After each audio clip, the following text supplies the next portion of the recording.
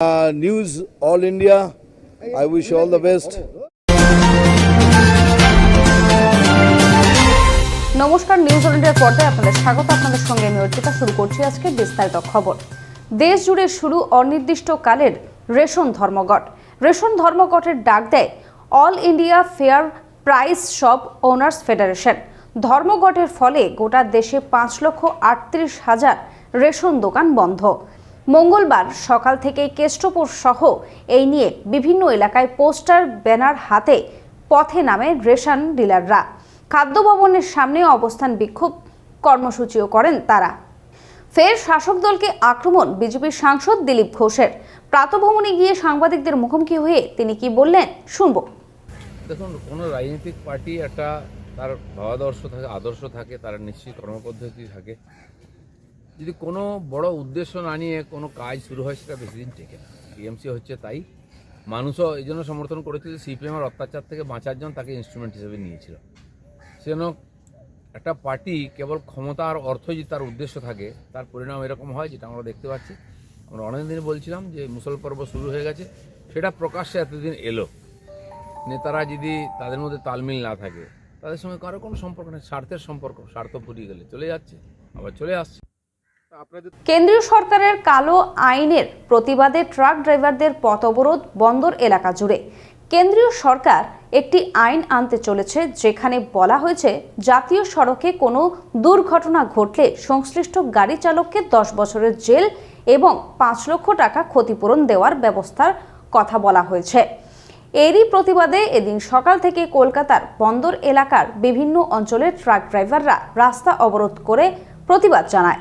11 বছরের পথ চলা শুরু আমাদের নিউজ অল ইন্ডিয়ার। 15ই আগস্ট 2023 থেকে নতুন সাজে নতুন রূপে নিউজ অল ইন্ডিয়া। আপনাদের কাছে অনুরোধ, আমাদের চ্যানেলটি সাবস্ক্রাইব করুন, লাইক করুন এবং শেয়ার করুন। আজ বছরের দ্বিতীয় দিনে জনসংযোগের কাজে রাস্তায় নামল বঙ্গ বিজেপি। উত্তর কলকাতা সাংগঠনিক জেলা বিজেপির উদ্যোগে তারা সুন্দরী পার্কের সামনে থেকে বাড়ি বাড়ি প্রসাদী চাল এবং নিমন্ত্রণপত্র দেওয়া হয়। আগামী 22 জানুয়ারি রাম মন্দির উদ্বোধন উপলক্ষে বাড়িতে দীপ জ্বালানো সহ অযোধ্যা একবার ঘুরে আসার আমন্ত্রণও জানায় তারা। 2022 সালের টেট পাশ করা চাকরি প্রার্থীদের মিছিল শুরু হয় আজ। শিয়ালদা থেকে মিছিলটি শুরু করেন তারা এবং শেষ করেন ধর্মতলায়। চাকরি প্রার্থীদের দাবি অবিলম্বে রাজ্যের 50,000 শূন্য পদে নিয়োগ করতে হবে। আরজু মানেই আপনার মনের মতো ফার্নিচার। আসুন দেখে নিন আপনার পছন্দ অনুযায়ী অফিস বা ঘর সাজানোর জন্য নতুন ডিজাইনের ফার্নিচার।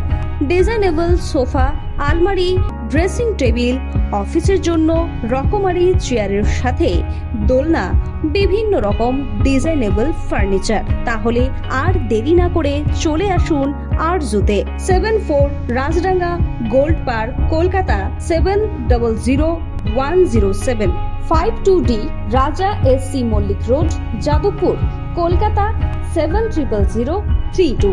Phone number 8100472255, 8240411427। তৃণমূল কংগ্রেসের সভাপতি সুব্রত বক্সী বিভিন্ন জেলার দ্বন্দ্ব মেটানোর লক্ষ্যে জেলা নেতৃত্বকে ডেকে পাঠানোর বিষয় নিয়ে দলের অন্দরে বিতর্ক শুরু হয়।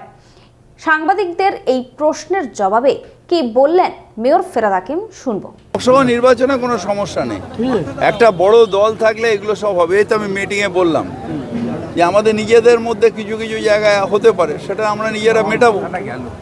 সেটা নিয়ে দ্বন্দ্ব কেন থাকবে? উনি পার্টির প্রেসিডেন্ট, উনি এই কাজটা করবেন। আমার যদি কোনো অন্যায় থাকে আমাকে ডেকে বলবেন উনি, এটাই তো স্বাভাবিক। দলের সভাপতি কি করবে? কাজ করবে না? তো এই কাজটাই তো তার, যে সবাইকে ডেকে বোঝানো, সবাইকে সংঘবদ্ধ রাখা, একসাথে রাখা, সবাই মিলে মমতা ব্যানার্জির নেতৃত্বে যাতে আমরা সবাই একত্রিত হই। সেটাতে এটার মধ্যে আপনারা অন্যায়টা কোথায় দেখছেন? এবার দেশের সমস্ত রাজনৈতিক দলকে চিঠি পাঠালো জাতীয় নির্বাচন কমিশন। বিশেষভাবে সক্ষম ব্যক্তিদের ভাবাবেগে আঘাত লাগতে পারে এমন শব্দাবলী রাজনৈতিক পরিসরে ব্যবহারের উপর নিষেধাজ্ঞা জারি করল কমিশন। মহিলা, পুরুষ, তৃতীয় লিঙ্গ প্রভৃতি কাউকেই হেয় করে আর কোনো মন্তব্য করা যাবে না এখন থেকে। নির্বাচন কমিশনের তরফে এমনই করা পদক্ষেপ নেওয়া হলো এই প্রথমবার। খবর এখনকার মতো এই পর্যন্তই। দেখতে থাকুন নিউজ অল ইন্ডিয়া খবর মানি আমরা। শুভরাত্রি। 11 বছরের পথ চলা শুরু আমাদের নিউজ অল ইন্ডিয়ার। 15ই আগস্ট 2023 থেকে নতুন সাজে নতুন রূপে নিউজ অল ইন্ডিয়া। আপনাদের কাছে অনুরোধ, আমাদের চ্যানেলটি সাবস্ক্রাইব করুন, লাইক করুন এবং শেয়ার করুন। আপনারা দেখছেন নিউজ অল ইন্ডিয়া।